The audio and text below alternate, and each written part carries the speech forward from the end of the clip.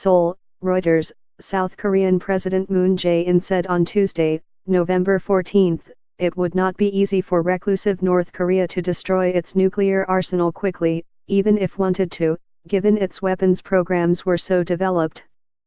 North Korea is under heavy international pressure to end its weapons programs, pursued in defiance of UN Security Council resolutions. But it has vowed never to give up its nuclear arsenal.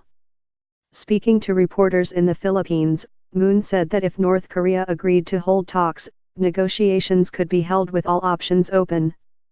If talks begin to resolve the North Korea nuclear issue, I feel it will be realistically difficult for North Korea to completely destroy its nuclear capabilities when their nuclear and missile arsenal are at a developed stage, Moon said in a briefing. If so, North Korea's nuclear program should be suspended, and negotiations could go on to pursue complete denuclearization. Moon's remarks were made available by the Presidential Blue House.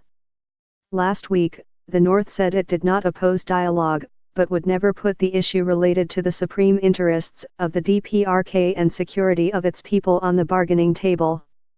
We are not interested in such dialogue and negotiations in the least, the North's official news agency said, referring to the country by its official name, the Democratic People's Republic of Korea. The North defends the programs as a necessary defense against U.S. plans to invade. The United States, which has 28,500 troops in South Korea, a legacy of the 1950-53 Korean War, denies any such intention. U.S. President Donald Trump has traded insults and threats with North Korean leader Kim Jong-un as North Korea races towards its goal of developing a nuclear-tipped missile capable of reaching the United States.